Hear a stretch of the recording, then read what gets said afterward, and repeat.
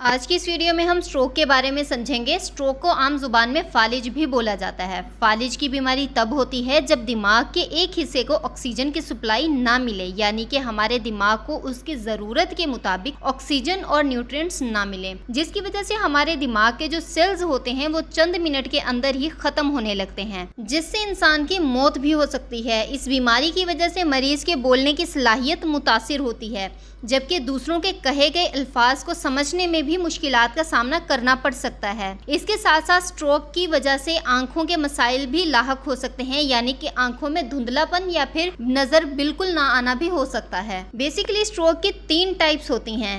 एक जो होता है इस्केमिक स्ट्रोक। ये स्ट्रोक तब होता है जब हमारे दिमाग की किसी शरेयान या आर्टरी में खून का बहाव रुक जाए या कम हो जाए। जैसे किसी शरेयान में खून का जम जाना, यानी कि अगर लोथड़ा बन जाए, ब्लॉक हो जाए, तो इसको इस्केमिक स्ट्रोक बोलते हैं। इस फालिज की दूसरी टाइप होती है हेमोरेजिक स्ट्रोक। ये स्ट्रोक तब होता है जब हमारे दिमाग में जो खून की नालियां होती हैं उनमें से खून रिसने लग जाए या फिर हमारी खून की नालियां जो होती हैं वो फट जाएं। कुछ लोगों को ये फालिज थोड़े टाइम के लिए होता है कि जब ब्लड फ्लो जो होता है उसमें कोई रुकावट आ जाए, उसमें कोई ब्लॉकेज आ जाए, तो इस टाइप को ट्रांजिएंट इस्केमिक अटैक बोला जाता है। स्ट्रोक यानी कि फालिज एक ऐसी बीमारी है कि इसकी अलामात ज़ाहिर होते ही अगर फौरी तौर पर मेडिसिन शुरू कर दी जाए तो जो मरीज होता है वो बहुत जल्दी रिकवर हो जाता है। तो चलिए स्ट्रोक की अलामात को देखते हैं। स्ट्रोक की पहली अलामत होती है चेहरे के एक तरफ का सुन्न हो जाना या फिर कमजोर हो जाना। अगर किसी शख्स का चेहरा एक तरफ झुक जाता है या जब वो मुस्कुराने की कोशिश करे तो चेहरा एक तरफ लटक जाता है। दूसरी अलामत होती है बाजू या टांग में कमजोरी हो जाना या फिर सुन्न हो जाना। अगर किसी शख्स का हाथ या टांग अचानक सुन्न हो जाए, यानी हरकत ना करे या वीक हो जाए, तो ये भी स्ट्रोक की अलामत हो सकती है। तीसरी अलामत है जुबान का घूमना या बोलने में मुश्किल होना। स्ट्रोक के दौरान बोलने में मुश्किल हो सकती है या फिर जो मरीज बोलेगा तो वो जुमले या लफ्ज जो होंगे वो टेढ़े मेढ़े होंगे और समझ में नहीं आएंगे या फिर जुबान टेढ़ी हो सकती है। चौथी अलामत है धुंधला नजर आना या फिर बिल्कुल ही नजर ना आना। एक या दोनों आंखों में धुंधलापन नजर आ सकता है या फिर अचानक नजर भी जा सकती है। पांचवी अलामत है सर में शदीद दर्द हो जाना या फिर चक्कर आना।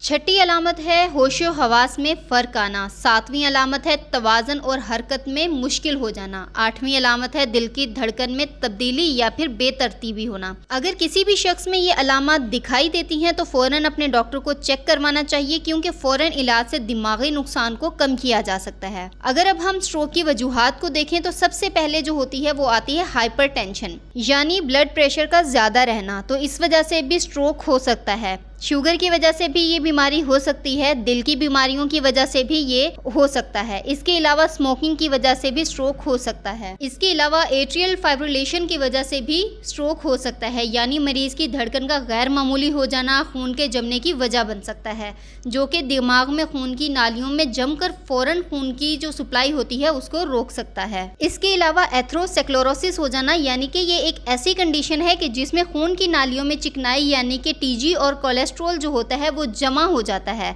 जिससे खून की नालियों में तंगी आ जाती है और खून की रवानी मुश्किल हो जाती है। अब हम बात करते हैं स्ट्रोक के डायग्नोसिस की। हम स्ट्रोक को डायग्नोस करने के लिए सीटी स्कैन और एमआरआई करवा सकते हैं। इसके अलावा कैरोटिड अल्ट्रासाउंड करवा सकते हैं। इसके अलावा सेरिब्रल एंजियोग्राफी से भी इसका पता लगाया जा सकता है। हम कुछ ब्लड टेस्ट होते हैं उनसे भी स्ट्रोक का पता लगाया जा सकता है। इसके अलावा ईसीजी से भी स्ट्रोक को डायग्नोस किया जा सकता है। स्ट्रोक में बहुत सारी कॉम्प्लिकेशंस हो सकती हैं, जैसे कि मरीज का पैरालाइज हो जाना, वीकनेस हो जाना या फिर बोलने यानी कि जो वर्ड्स होते हैं अल्फाजों को समझने में मुश्किल होना, डिप्रेशन का शिकार हो जाना और इसके साथ साथ एक और स्ट्रोक हो जाने के चांसेस बढ़ जाना, खाना निगलने में मुश्किल पेश आना। तो ये सारी की सारी जो होती हैं वो स्ट्रोक की कॉम्प्लिकेशंस होती हैं। तो ये थी हमारी आज की वीडियो। आई होप कि आपको वीडियो पसंद आई होगी। वीडियो पसंद आई है तो वीडियो को लाइक कीजिएगा, शेयर कीजिएगा और इस चैनल को ज़रूर सब्सक्राइब करके बेल आइकन को प्रेस कर दीजिएगा। मिलते हैं हमारे नेक्स्ट वीडियो में। Thanks for watching.